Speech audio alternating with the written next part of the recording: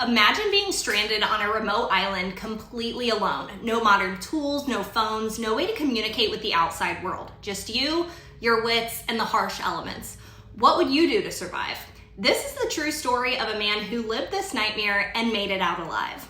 In 1704, a Scottish sailor named Alexander Selkirk found himself in a situation most of us can hardly imagine. Aboard the ship Cirque Port, Selkirk became increasingly frustrated with the captain's poor management and the state of the ship, so he made a bold decision.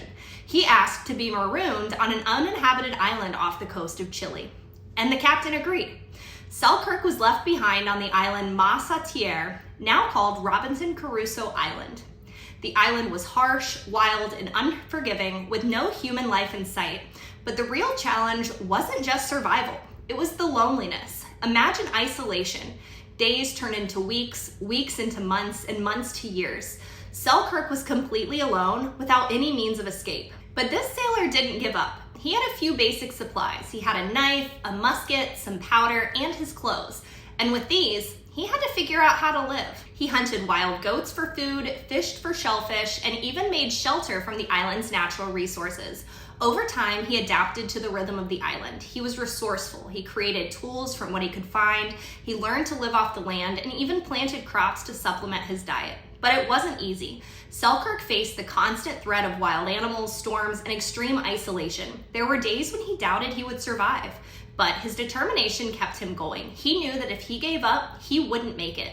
Then, nearly 4 years later, in 1709, a British ship, the Duke, stopped on the island.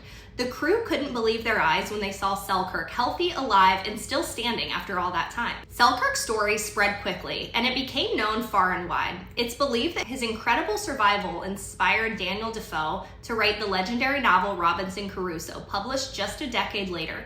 Alexander Selkirk's survival wasn't just about enduring the physical hardships, it was a triumph of the human spirit.